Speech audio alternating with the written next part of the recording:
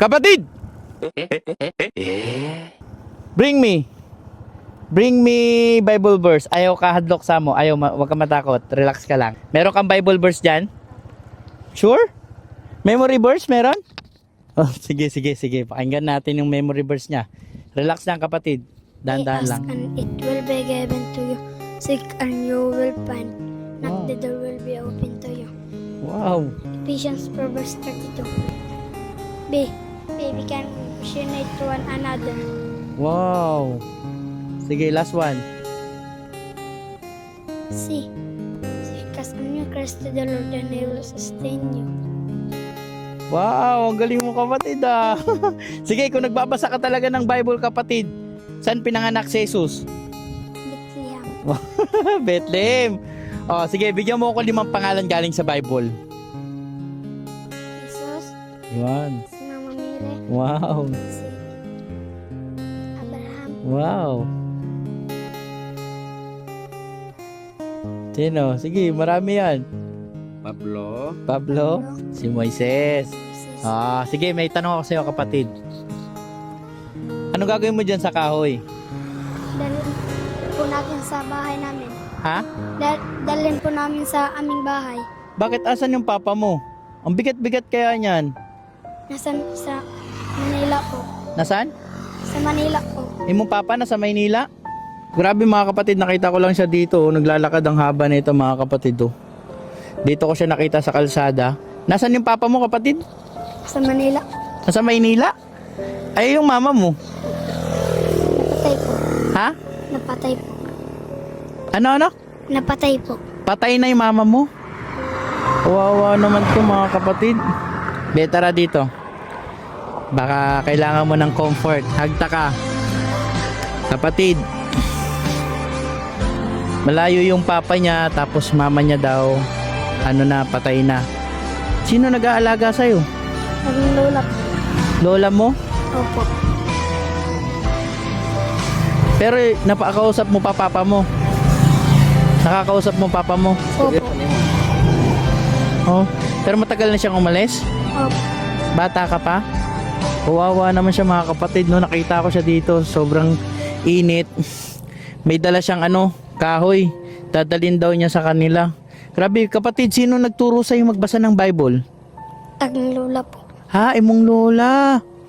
Maganda yung kapatid, no? May mga pagsubok ang dumadating sa buhay.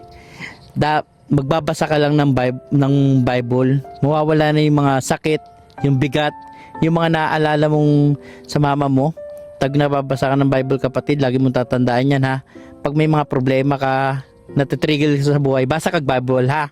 Tulad yan, may salita ka ng Diyos, hindi ka pinapabayaan ng Diyos. Alam mo ba kapatid, may sasabihin ko sa iyo, ang batang may salita ng Diyos ay pinagpapala ng Panginoon. Niwala ka ba ron? Tapit tayo dyan kapatid. Naawa ko sa bata na to mga kapatid, no? May trabaho yung lola mo. Opo. Ano yung trabaho niya? Manggarap po. Ha? Manggarap. Anong manggaraw? Ugumay. Magtabas ng Kawawa naman siya. Nag-aaral ka? Opo. Bakit hindi ka pumasok ngayon? Grabe. Grabe ang init mga kapatid. Nabilib lang talaga ako. Sobrang init. Nakita ko siya sa kalsada. May dala siyang kahoy. Nangahoy daw siya para dadalhin niya sa kanila. Bibigyan kita ng bigas. Oh, may blessings galing kay Lord. Bigay mo to sa lola mo ha. Para may pangsaing kayo. Oh, baka mo to kapatid. Kaya mo pa? Sige, i-down mo muna yan. Tapos eto, bigyan kita ng pangbaon mo sa school. Meron ako tanong sa iyo kapatid. Ang sa'yo gusto mong pasalamatan kay Lord? Lord, salamat po. Sige, isa pa gusto mong pasalamatan. Nagyatagan ni magbugas. Wow. Anong gusto mo sabihin sa sa mama mo na kay Lord na yung mong mama? Anong gusto mong sabihin sa mama mo? Sige, sabihin mo. Maririnig ka ng mama mo. Sige. Mabuhay ka. Sobra talaga akong naiyak sa video na to, no? Kasi nag-wish siya na gusto niyang mabuhay ang kanyang mama, no? Sobra talagang nakakaawa yung bata na to. Yung papa mo, ano gusto mo sabihin sa papa mo na sa Maynila siya nagtatrabaho para sa inyo? tara nga, muli na ka pa. Gusto mo umuwi na yung papa mo. Oh, kapatid, sabi ng anak mo, kung napapanood mo yung video na to, ang gusto niya, umuwi ka daw sa December, sa Pasko, para makasama mo sila. Ano pangalan ng papa mo? Bubong, Apelido? lumusad. Lumusad. Bubong Lumusad. Andito yung anak mo. Ang sabi niya, ang gusto niya daw, umuwi ka daw sa darating na Pasko. Ang gusto niya, makasama ka daw nila, makumpleto kayo. Ayun ang gusto mo sabihin sa papa mo? Mag-iingat siya lagi, no? Alam mo kapatid, pag may mga problema ka, huwag mong kakalimutan, ha? Huwag mong kaya yung mga dumadating na problema sa'yo, tawag ka lang kay Lord, pray ka kay Lord, open mo yung puso mo sa Kanya, ha? Manalangin ka, lagi kang tatawag sa Kanya, ha? Okay ba yun? Ayun lang sasabihin sa'yo, kahit anong dumadating ng mga problema at struggle sa buhay mo, huwag mo kakalimutang mahal na mahal tayo ni Lord at hindi ka niya pababayaan. Okay? Sige kapatid, hanggang dito na lang. Ingat ka palagi, ha? Sa susunod natin magkikita, sana magkita pa tayo.